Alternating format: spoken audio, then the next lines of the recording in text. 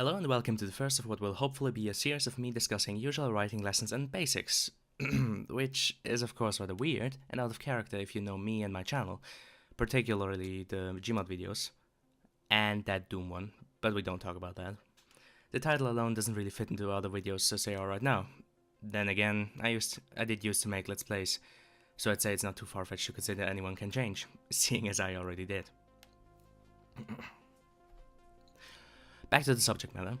Seeing as this is my first outing in a discussion about writing, I'd like to introduce myself and why I think I'd be qualified. And I don't really have anything substantial to prove it.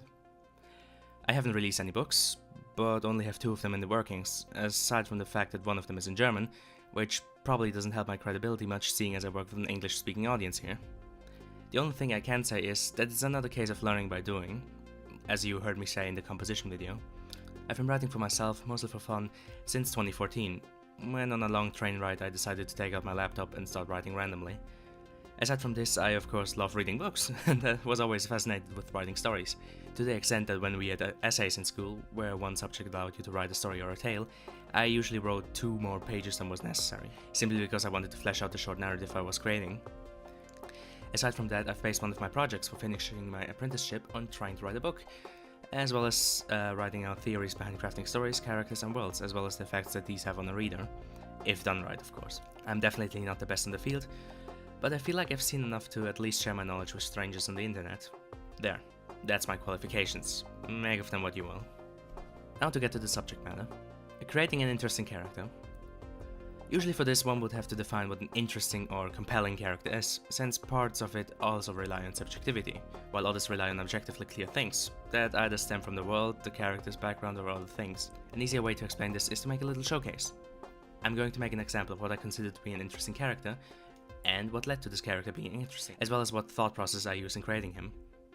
Now mind you, this character is one that I have created for one of my many stories, so to avoid spoilers, and because the story isn't really finished, I'll keep it to broad and sweeping terms, avoiding small details.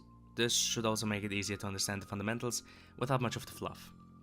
The reason why I chose a seemingly random and unknown character, instead of making an example of an already existing and famous one, a la Darth Vader, Indiana Jones, etc., etc., is to show you how you yourself can use this information. Okay, let's start. First of all, we have to decide from what kind of environment our character stems from.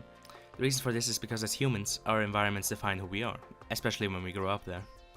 Somebody who grew up in a metropolitan area is vastly different in characteristics and priorities than somebody that grew up in a small tribe somewhere out in the savannah. Let's make this something special. A warrior culture, similar to the Spartans, where it's expected from birth that each member will become a strong and proud fighter. They're split into clans, with elders, clan leaders and the usual, where family is a big priority. This immediately gives our character a few key characteristics. If we define him as having been successful in this culture, meaning he grew up, survived and became a warrior, then that immediately tells us that he has tenacity, grit and definitely willpower, since growing up in such an environment isn't easy. It also means that he has life experiences from a young age that others from another society wouldn't have. So this would be a case where a young character, that's maybe in their early 20s or even younger than that, would have realistic chances of being a good fighter, without falling into more Suish areas, since they grew up with the necessary training. Let's spin this further. Such a society will probably be pretty direct. There's no use talking around the subject or being unnecessarily long-winded. After all, these are warriors.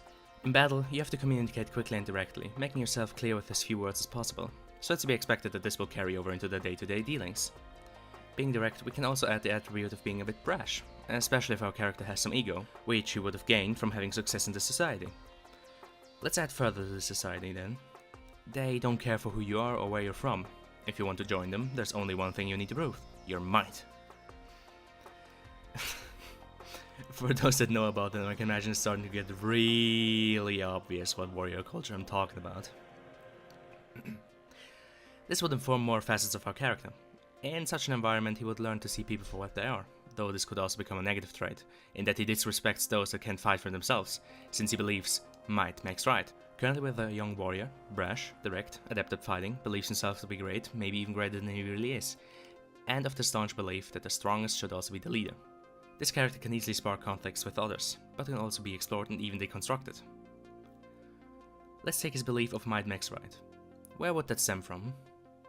Well, mostly the way he was brought up and the environment he grew up in, but it's also not too far-fetched that there's also some insecurity behind it. After all, a real leader gains the respect of his peers. He doesn't just force it because he's the biggest and baddest guy around. So perhaps our character holds this belief because deep down, below his loud and brash ego, is the concern that he couldn't gain the respect of those around him that would be needed to make him a good leader. Aside from the fact that he maybe isn't quite as secure in leading others as he'd like to believe. Furthermore, deconstruction of this character would be very easy. Let's recap. What are his fundamentals? Identity and background don't matter, do what's right for the clan and prove your strength. Life isn't always easy, you have to fight to survive. The man that can prove himself the strongest should also be the leader. And, not to forget, he has come this far and proved himself he is worthy, without a doubt. How could these be deconstructed then? Well, the easiest would be his own skills and might makes right, since these two can be taken down in actions, often against his character. Imagine he wants a duel with the current clan leader, to prove himself and show that he is not only worthy, but that also he should be leading the clan. Let's now say that he loses said fight. Horribly. His pride takes a huge hit, as does his health, and he's pretty badly wounded in the fight and has to crawl away to lick his wounds. And then, we also add to that he gets banished, that the others are tired of him and decide to forever banish him from their clan. As we established before, where we grow up partly defines our later personality. If we're then also part of a group, this can feel like an integral part of our own identity. Imagine you've been with your circle of friends for years, and that there's a certain group identity that formed around you.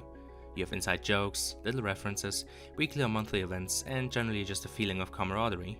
Now imagine getting thrown out of that group, and being told that you can't come back. A huge part that made up your identity is suddenly gone. The same would happen to our character, which would shake up his foundation and force him to reconsider, force him to face his own flaws, and start to understand what led to the situation. Perhaps he wasn't worthy. Perhaps he isn't as strong as he thinks. And out of the rubble that was his old personality, these experiences can form something new. Suddenly this character understands that he was foolish, and that he now lost more than he could ever have if he had just reined back his pride. It informs him that it isn't strength that makes a man great, but his actions, and the respect of those around him. So now he needs to prove himself again, and here his other life experiences and fundamentals can help him build up again. He learned that often in life you need to fight, that he should keep going, that he has the willpower to pull this through.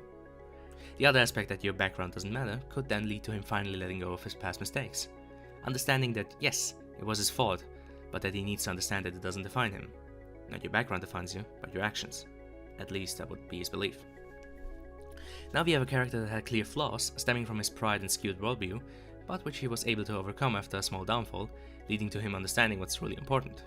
A basic character and basic redemption story, but if done right, this can lead to an amazing story of somebody discovering themselves and understanding, as well as correcting, their mistakes. The main lesson that should be taken away from this is that it's important to consider the environment of our character. Where did they grow up? What did they experience, and what did those life experiences teach them? From there you can form a character with realistic characteristics that make sense for him, positive as well as negative traits. If someone grew up as nobility, there's a clear disconnect between them and the normal masses.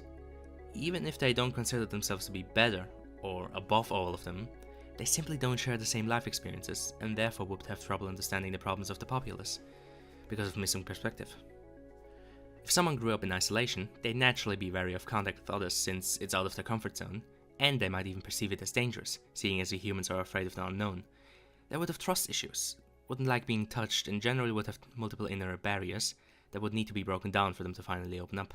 Of course, there's always exceptions to these rules. For example, not every soldier needs to get PTSD from war. Some can walk away from conflict with their psyches intact, but this doesn't mean it didn't have any effect on them whatsoever.